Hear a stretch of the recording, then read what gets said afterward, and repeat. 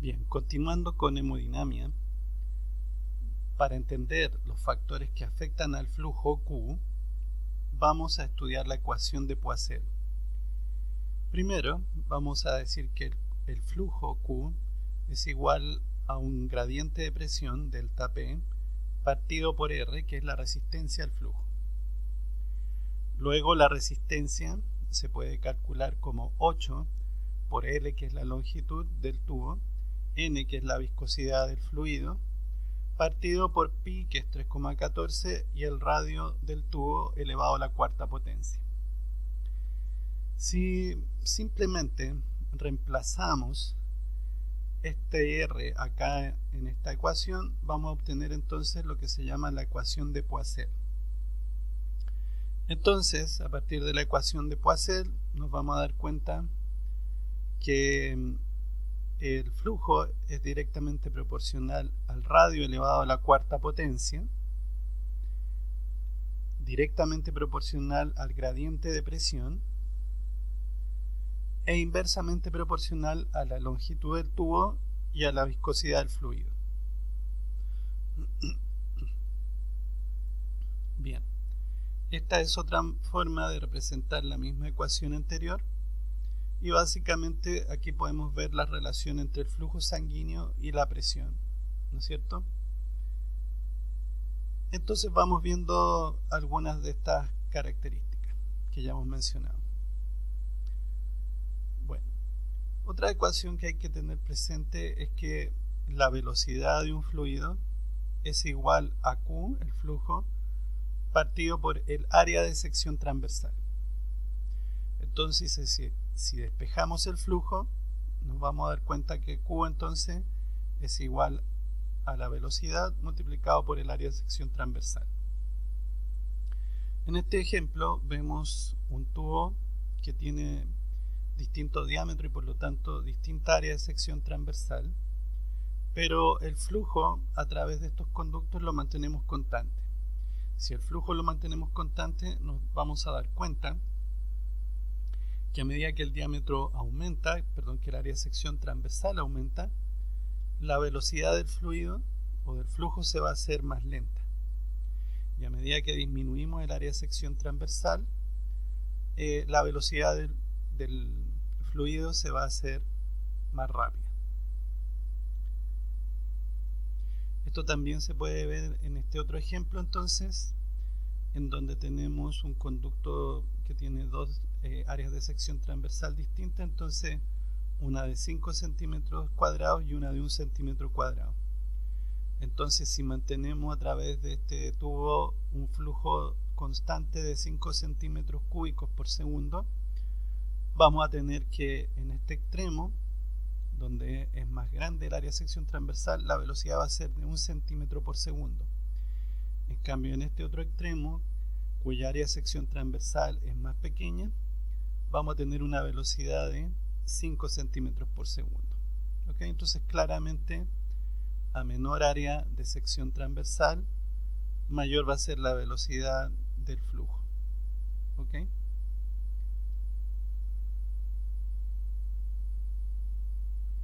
Bien.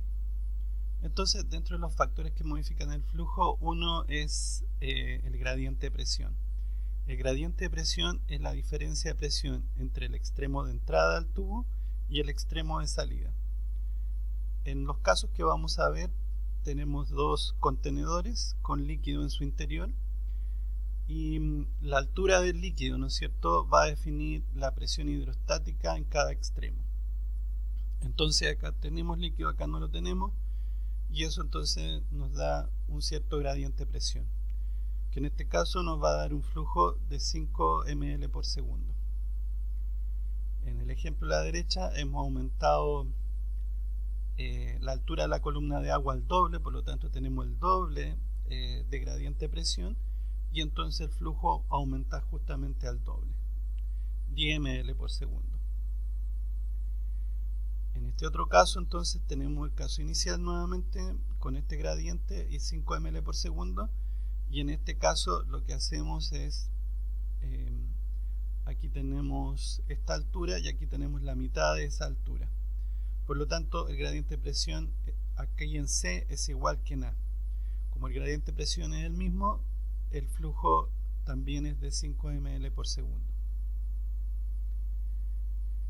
En el caso D, ¿no es cierto?, ¿qué es lo que tenemos? Los dos contenedores tienen líquido a la misma altura, por lo tanto las presiones hidrostáticas en ambos extremos son iguales, por lo tanto el gradiente de presión es 0 y por lo tanto el flujo es 0. Entonces es un principio fundamental para entender cómo se mueve la sangre, por ejemplo, al interior de los vasos sanguíneos, o cuando veamos respiratorio, cómo se mueve el aire por el interior de las vías aéreas. Siempre se va a mover de una región de mayor presión a una región de menor presión. Entonces se necesita un gradiente de presión para que haya flujo. Bueno, otro factor, ¿no es cierto?, es la longitud del tubo. La longitud del tubo. Entonces, ¿qué es lo que vemos acá? En este caso, tenemos un tubo con esta longitud que le llamamos L1 y tenemos un flujo de 10 ml por segundo.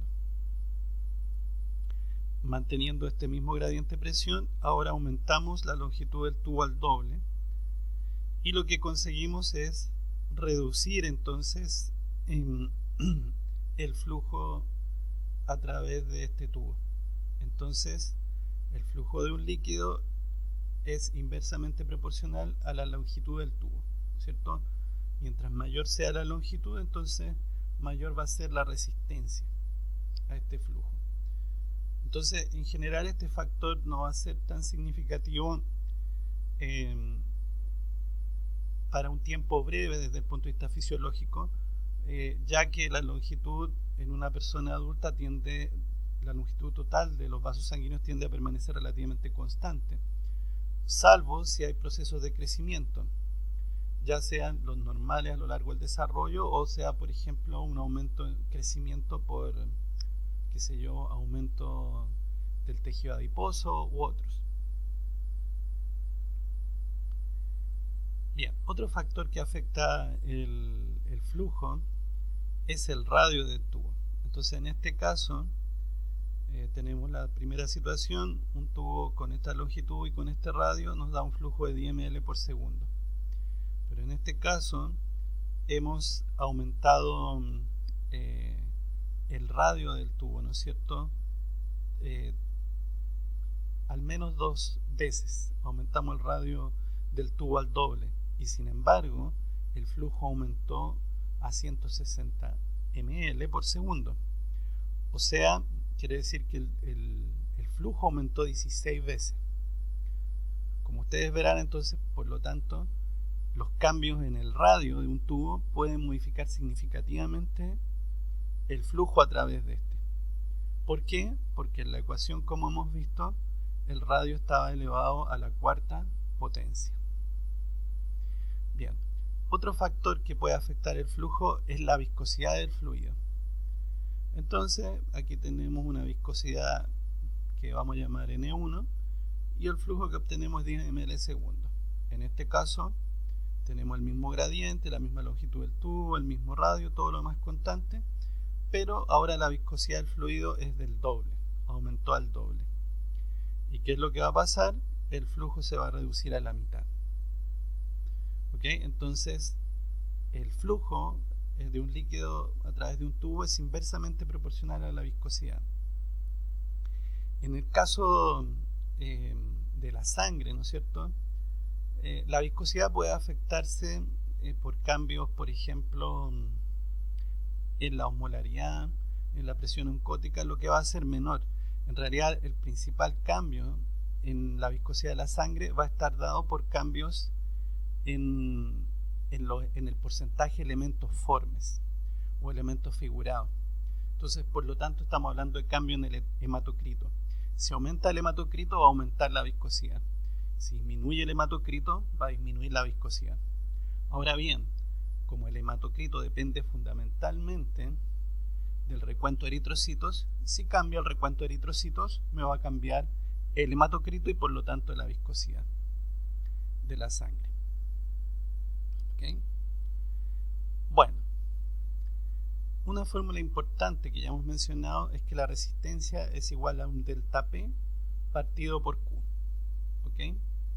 Entonces aquí hay un principio importante, que es que cuando tenemos varios tubos conectados en serie, ¿no es cierto?, vamos a ver que la resistencia total es igual a la sumatoria de las resistencias individuales. La resistencia total es la resistencia entre el extremo de entrada y el extremo de salida.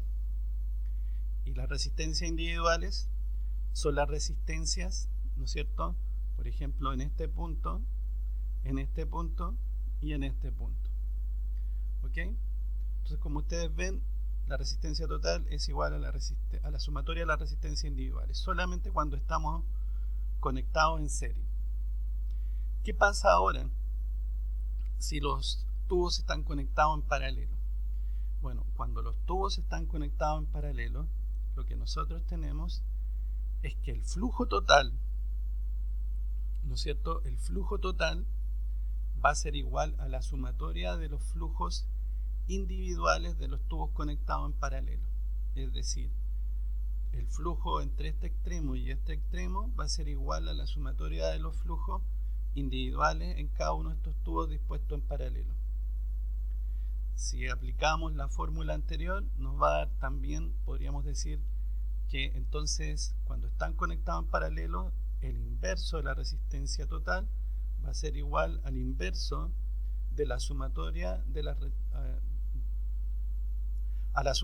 inversos de las resistencias individuales. ¿Ok? Entonces repito, el inverso de la resistencia total va a ser igual a la sumatoria del inverso de las resistencias individuales. De este y de este. Ahora bien, si la resistencia es igual a un delta P partido por Q, entonces significa que Q es igual a delta P partido por R. Ahora bien, si homologamos el flujo con el gasto cardíaco, que es el volumen de sangre que expulsa cada ventrículo por minuto, entonces el gasto cardíaco se calcula como la frecuencia cardíaca multiplicada por el volumen de latido. Por lo tanto, si ahora en esta fórmula, ¿no es cierto?, reemplazo Q por el gasto cardíaco, me va a quedar que delta P es igual a R, delta P partido por R es igual a la frecuencia cardíaca multiplicado por el volumen de latido. Si despejo, entonces el delta P, me va a quedar que el gradiente de presión es igual a la frecuencia cardíaca por el volumen de latido por la resistencia vascular periférica. De este modo, entonces nos vamos a dar cuenta, esta fórmula nos sirve para darnos cuenta cuáles son los factores que afectan la presión sanguínea. ¿Y cuáles van a ser los principales factores? El gasto cardíaco, representado por la frecuencia cardíaca y el volumen de latido, ¿no es cierto?, que depende a su vez de estos dos, y la resistencia vascular periférica. Entonces, cualquiera de estos que aumente va a tender a aumentar la presión sanguínea, y cualquiera de estos que disminuya va a tender a disminuir la presión sanguínea. Bueno, ahora bien, reforzando una idea central, tendríamos que decir que el principal mecanismo para cambiar el flujo de sangre en el sistema cardiovascular es la modificación de la resistencia de los vasos sanguíneos. ¿Ok? Entendiendo que el gradiente de presión también es importante, es más relevante este que hemos acabado de mencionar. Por ende, ¿no es cierto?, si pensamos ahora cuál es el factor principal que determina la resistencia al flujo de sangre, es el grado de contracción de las arterias y arteriolas, ¿no es cierto? Porque al modificar el radio modificamos la resistencia vascular. Entonces en este corte histológico vemos parte del endotelio y aquí la musculatura lisa que rodea un vaso sanguíneo. Ahora, aplicando esto, nos damos cuenta de lo siguiente, que cuando nos movemos de la arteria aorta a la vena cava, ¿no es cierto?, la presión sanguínea es mayor cercana a la aorta y se va reduciendo a medida que nos acercamos a la vena cava, y la principal caída en la presión se da a nivel capilar. Por otra parte, vemos que cuando entramos al lecho capilar, si analizamos la presión, vemos que el área de sección transversal a nivel del lecho capilar, el área de sección transversal total es máxima y por lo tanto la velocidad cae significativamente, facilitando el intercambio de sustancias.